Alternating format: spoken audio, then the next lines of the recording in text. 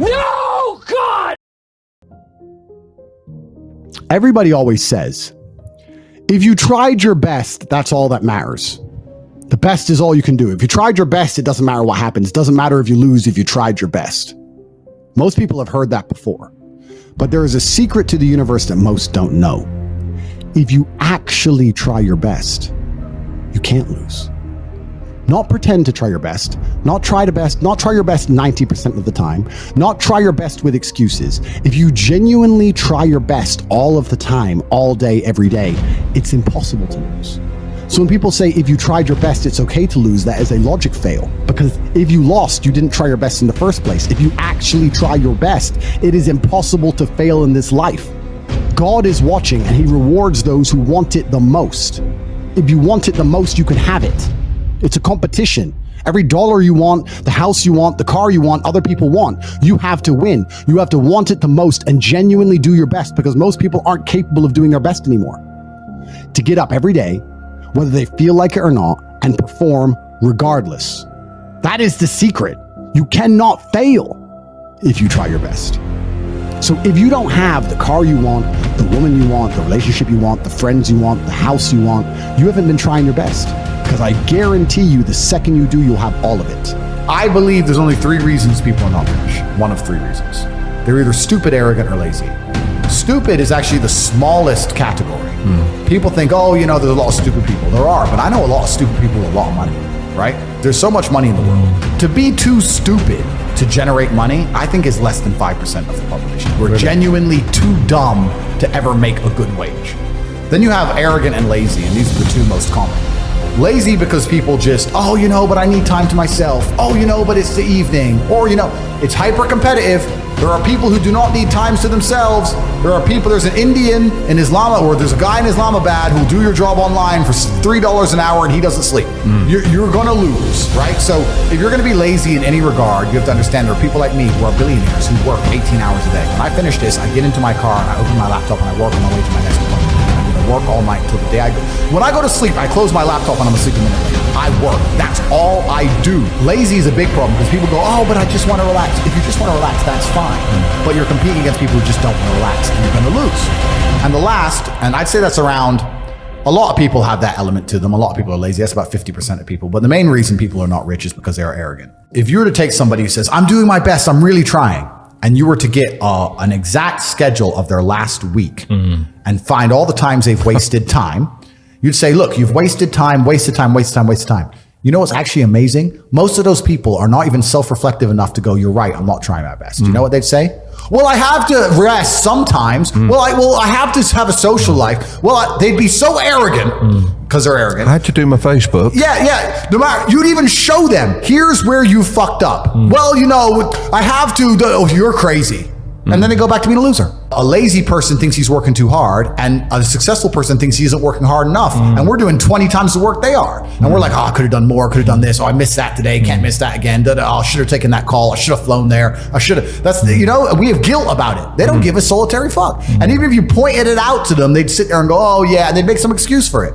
It's the brutal arrogance of people. Perhaps 50, 60 years ago, you could be a normal man with a normal job, have a normal life and a normal wife and a normal house and a normal car and be happy. But the world we are now living in is proving that being a normal man is nothing more than slavery. Being a normal, law-abiding citizen with a normal income and a normal wage and one passport and a normal wife is going to leave you depressed. Sooner or later, it's just going to leave you and end up fucking suicidal and miserable.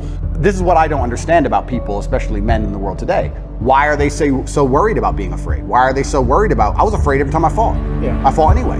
Like, I don't let fear guide what I'm gonna do. I do what I'm supposed to do regardless of how I feel. So I don't see anything wrong with feeling fearful. I don't see anything wrong with feeling stressed or under pressure or anxious. All these things men are trying to get rid of. And I talk about men specifically. I gender this because I'm a man. I don't know how it feels to be a woman. But all these things that people are trying very hard to get rid of from their brains, I don't see why they need to leave. I will argue the point that if I feel anxious and pressured and stressed and fearful, I will get more done than if I was happy. I think if I was happy, I'd just be hedonistic and just wasting my time. I think that you get a whole bunch done with these negative connotations and negative emotions, and I think that life is suffering and pain, and you're here to go through it, and the sooner you get used to the taste the more successful you're going to be. I have no interest in trying to change the flavor, my friend. The flavor of life is pain, and I will eat all of it. And it doesn't matter if they put me back in jail or not. I'm not sitting there going, how can I be happy in jail? I will sit in jail and say, yes, this sucks, it's supposed to suck. Yes, I'm not enjoying this. Yes, I'm anxious and paranoid. And yes, that guy might stab me. And yes, I can't sleep and I miss my family. And this is what's supposed to happen to me. And this is how I become the best man I can possibly be. And I'm going to succeed regardless. So if you're not the person who's waking up every day going, how do I improve my existence? Then nobody is. Nobody on the planet is considering improving your one spin on Earth. No one else cares. Nobody else cares. So if you don't care, then you're fucked. So you need to wake up and care. And it's amazing to me, like you're saying, how did I find my mentors? I just tried a bunch of them. Like when I had no money, I would try very hard I'd listen to lots of different people, or I'd try different things. And I wasn't scared to invest in myself, because I understand that, look, if he's taking time out of his life, then I need to reward him for it financially. And I tried very hard, and I listened, and I paid attention, and I was never lazy. I don't believe there's a person on the planet who pays attention, tries their best, is never lazy, is on time, works hard, has a mentor, and is giving it his all, who isn't rich. I don't believe it. I think that if you do all those things, you're rich. And if you don't have any money, you're missing one of those key elements. Now, you can fool yourself and you can fool everyone else and you can pretend you're doing them, but if you're truly honest with yourself, am I finding people who are trying to teach me what I want to know, and am I trying my best? And the answer is fucking no every time. For you to become rich and successful is going to require pain and suffering. And you have to understand exactly what your dream life is to make the pain and suffering worthwhile. Think about it. Have you ever been to the gym and seen a person in fantastic physical condition? They're strong, they're ripped, they're large. And you say to them, how did you get so big and strong? And they say, I don't know. Oops, it kind of just happened. Or have you ever found a really rich man or a very successful man and said, how did you become rich and successful? And he goes, I don't know, bro. I just woke up one day and it kind of happened and now I'm living my dream life. No, there is a very detailed plan and roadmap. For you to become strong, you must eat a certain way. You must train a certain way. For you to become rich, you must earn money a certain way. You must understand exactly how you're going to make money, whether you're going to be a public-facing figure like me or a man of the shadows with millions of dollars. Unknown, but extremely powerful. You have to design your dream life. What house are you going to live in? Who's your woman going to be? Is she blonde? Is she brunette? What car are you going to drive? Have you even gone on the internet and spec'd your car? You can design your dream car right now for free on the internet, and you can choose the color, you can choose the wheels, you can choose the carbon. Is it a Lamborghini? Is it a Ferrari? Is it a McLaren? How much does it cost to the dollar? You talk about your dream life. You don't even know what your dream life is. How do you expect to get to a destination when you don't know where you're going? The last thing I am is a hater. If you make a bunch of money and you pull up next to me in a Lambo, I'm going to be the guy who shakes your hand and says, gee, boom, you escaped the Matrix. Congratulations. Welcome to the free world. That makes me happy. I want all of you to win. I'm not a hater. I'm not out here hoping I get to win and you lose. If you lose, you deserve to lose because you didn't take action. If you take action, you will win.